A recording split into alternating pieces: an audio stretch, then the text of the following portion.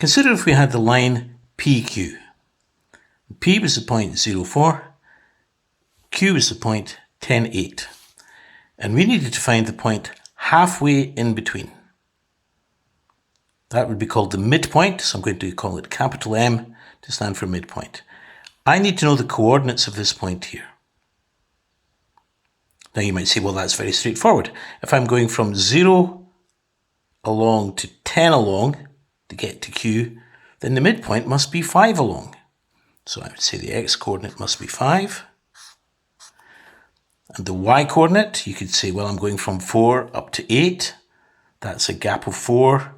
So I'm going to go halfway up. Instead of going all the way from 4 up to 8, I'm just going to go 2 up, on 2 onto the 4. That'll be 6. Or you might be saying, it's much easier than that. I'll just say, what's halfway between 0 and 10? 5. What's halfway between 4 and 8? 6. You might just say, it's obvious. There is a way to do it if the numbers are not so nice. Okay, and that is to say that this is the average of my 2x coordinates. And this one here is the average of my 2y coordinates. And the traditional way of working out averages, all right, for two numbers, very simple. Add together, divide by how many numbers or figures that there are. So if I've got two numbers, add them together, divide by 2. 0 plus 10, divide by 2 is 5. 4 plus 8, divide by 2. 4 and 8, 12, divide by 2 is 6. Now, sometimes it's obvious, and you can just say, I can see much clearly between 4 and 8, it's obvious halfway in between is 6. But as I say, sometimes the numbers are not so nice, and perhaps you're trying to find the distance, say, between -3 and plus 17.5. That's a bit trickier. Then work out the average. Add the two coordinates together and divide by 2.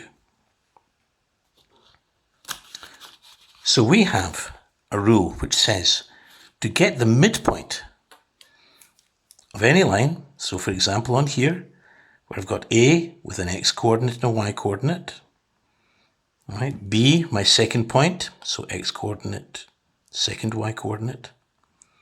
My midpoint here, if I want the coordinates here, there is a formula that we can use for the midpoint will be the average of the x coordinates. So I add my x1 and x2 together and divide by 2. And my y coordinate is simply the average of my two y coordinates.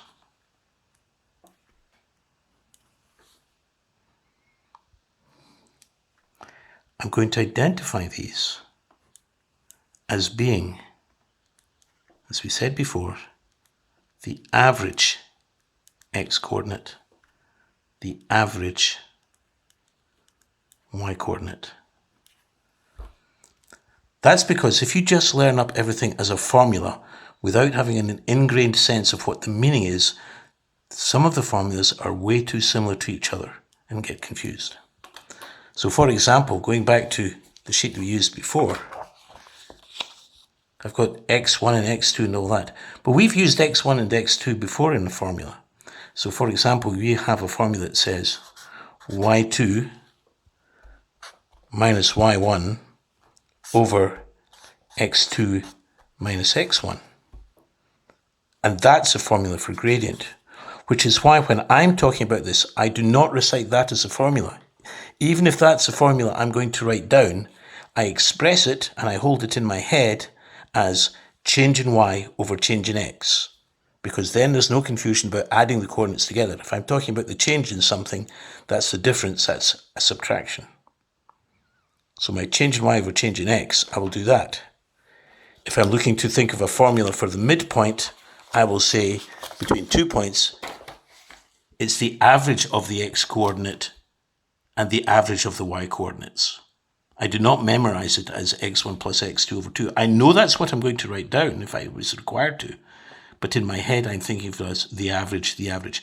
Then I'm not confused as to when do I put plus and when do I put minus.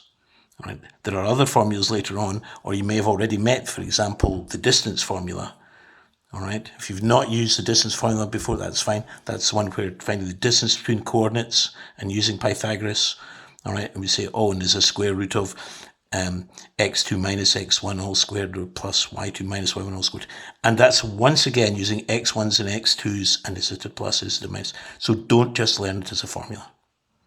Distance formula, I remember is Pythagoras. Midpoint, I remember as being average x and average y. And gradient, change in x over change in y. All right. So if the numbers are easy, just use the easy ways if you think it's obvious to work out the coordinates.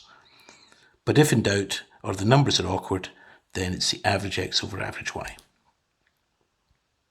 How is it used? Well, midpoints will come up in a couple of questions. First one we're going to consider, and the only one for today, perpendicular bisector of a line. Now we already know perpendicular. Okay, means meeting at 90 degrees at right angles.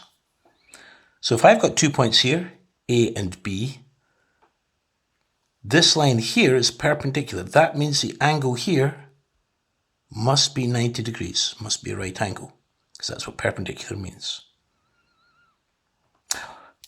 Bisector, well, words of Latin origin. All right, bi means two, bicycle, two wheels, biscuit, twice cooked.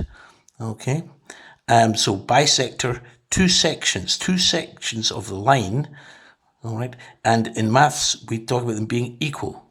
So for AB, if it's one line is bisecting AB, then these two segments here are in fact equal halves. It is being truly halved. They are the same length as one another.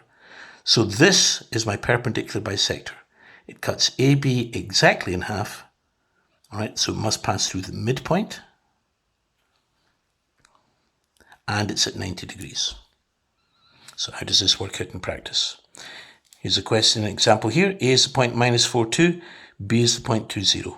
The equation of the perpendicular bisector. The equation of a line, oh, that means I need two things. I need the gradient, and I need a point on the line.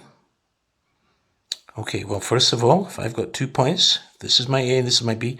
For M up here, if this is minus 4, 2, and this one up here is 2, 0, I need to get the coordinates of the midpoint. So, coordinates of M, average x, this negative 4, and this 2 here. This is x1, this is my x2. Oh, average, add them together, divide by 2. Average y coordinate, this one here, 2. This one here, 0. 2 points, average of 2 points, divide by 2. Equals. Or again, all right, you might like to use the Marshall brute force and ignorance method. I'm going from negative 4 up to 2. That's a jump of 6. Also, halfway up would be a jump of 3. So I'm going to go 3 up from negative 4. Or if you prefer, 3 back from 2. All right, that method would give you minus 1 or negative 1. Or to do it this way, negative 4 plus 2 is negative 2 divided by 2. I get negative 1 either way. And what's halfway between 2 and 0? I think, well, it's obvious, halfway between 2 and 0 is 1. I'll just put down the 1. Or you can use the formula, average x, average y.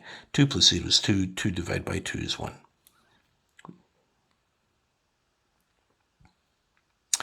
Okay, I have a point on the line, so I can plug that into my formula. Oh, now I've got to see, well, what's the gradient? Well, I can work out the gradient of AB. So using a small m for gradient, change in y over change in x. Okay, my change in y.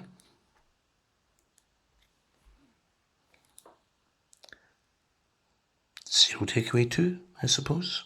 Either way around. I'm doing this point take away that one. Change in x, 2 take away negative 4.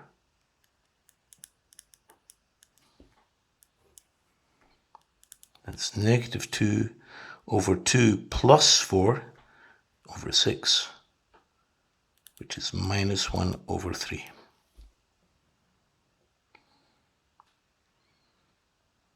There's a lot of steps in here. That's a gradient of AB, so I'll mark that as AB. I don't want the gradient of AB to get the equation of this line. I need the perpendicular gradient. Well, the method I'm using is to say perpendicular gradients multiply to be minus 1. So my second gradient, no other working required. Same as gradient as this. Turn it the other way up, swap the sign. 3 over 1, which is just swap the negative to a positive, and 3 over 1 is just 3. So I have the perpendicular gradient, I have a point on the line, and I have a formula I can use,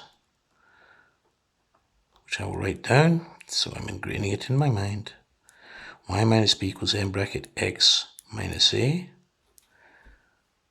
I'm looking for the connection between y coordinates and x coordinates, so those letters stay. On here, my y coordinate is 1, so I'll write my y coordinate of my particular point next to my y here. My gradient I've said is 3, because I calculated that. And my x coordinate is negative 1, so take away negative 1. All right, going to break the brackets, but before that I'm going to tidy up these negative signs. So y equals 3x plus 1, break the brackets, y take away 1, 3x plus 3. I'll finish it off into y equals 3x, add 1 to both sides, plus 4. And that's one of my two acceptable forms. Okay. That's how you get the equation of a perpendicular bisector. Calculate the midpoint, average x and average y coordinates, work out the gradient of the original line, use the perpendicular gradients rule to get our gradient that we require, plug into y minus b equals m bracket x minus a, and we're done.